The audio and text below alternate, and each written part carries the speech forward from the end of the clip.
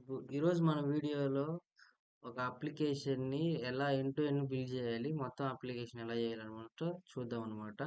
ఇది పార్ట్ 1. మన problem statement ఏంది, దానికి ఎలా అప్రోచ్ అవ్వాలి, ఎలా సొల్యూషన్ తీసుకోవాలి అని చెక్ చేద్దాము.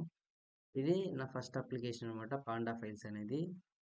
ఈ అప్లికేషన్ ఎందుకు డెవలప్ చేశానంటే, నేను బ్రౌజర్‌లో కొన్ని వెబ్‌సైట్‌కి సెర్చ్ చేసినప్పుడు వితౌట్ రిజిస్ట్రేషన్, లాగిన్ ఏమన్నా ఫైల్స్ మనం అప్‌లోడ్ చేసుకోవాలన్నా, ఎడిట్ చేయాలన్నా, షేర్ చేసుకోవాలన్నా ఏ ఒక్క వెబ్‌సైట్ లేదనమాట. అంటే రిజిస్టర్ ఖచ్చితంగా అవ్వాలనమాట. దాన్ని బేస్ చేసుకొని ప్రాబ్లమ్ స్టేట్మెంట్ నేనేం చేశానంటే, ఈ అప్లికేషన్ అనేది డెవలప్ చేశాననమాట ఇలా.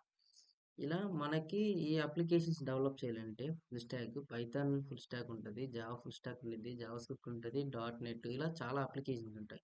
నేను మెరిన్ స్టాక్ మీద చేశాననమాట. మెరిన్ స్టాక్ ఎందుకు చేశానంటే, మనకి పైథాన్ ఫుల్ స్టాక్ అంటే ఏఎంఎల్, డేటా సైన్స్ వీటికి పాపులర్. జావా అంటే ఎంటర్ప్రైజ్ అప్లికేషన్స్, పెద్ద పెద్ద అప్లికేషన్‌కి, సెక్యూరిటీకి పాపులర్. కాకపోతే మన అప్లికేషన్ చిన్నది అండ్ డెవలప్‌మెంట్ స్పీడ్ ఉన్నది కాబట్టి మెరిన్ స్టాక్‌కి వెళ్ళాము. మెరిన్‌లో ఏంది, రియాక్ట్ అంటే మనం ఫ్రంట్ ఎండ్‌కి యూజ్ చేస్తాము. చాలా లైట్ వెయిట్ ఉంటది. స్పీడ్ ఉంటది. ఎందుకంటే రియల్ డామ్ మీద వర్క్ అవ్వదు కాబట్టి వర్చువల్ డామ్ మీద వర్క్ అవుద్దనమాట. అంటే ఒకేసారి పోయి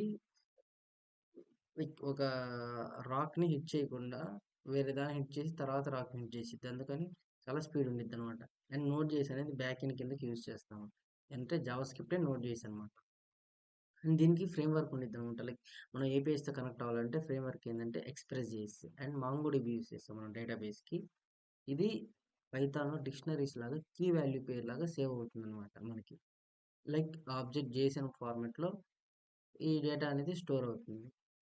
మనం అయిపోయినాక అప్లికేషన్‌ని 2 టైప్స్‌గా డివైడ్ చేసుకోవాలి. వన్ అనేది క్లయింట్. క్లయింట్ అంటే ఫ్రంట్ ఎండ్ పార్ట్ అనమాట.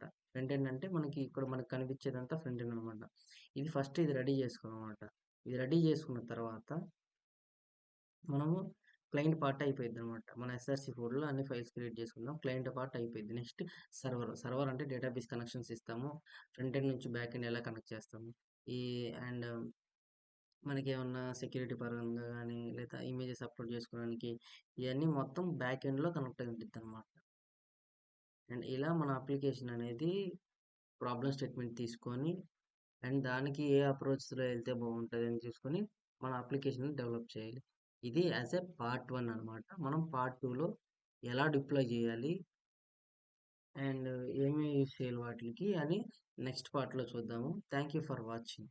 ఇది యాస్ ఎ పార్ట్ 1 అనమాట. మనం పార్ట్ 2లో ఎలా డిప్లాయ్ చేయాలి అండ్ ఏమి యూజ్ చేయాలి వాటిలికి అని నెక్స్ట్ పార్ట్‌లో చూద్దాము. Thank you for watching.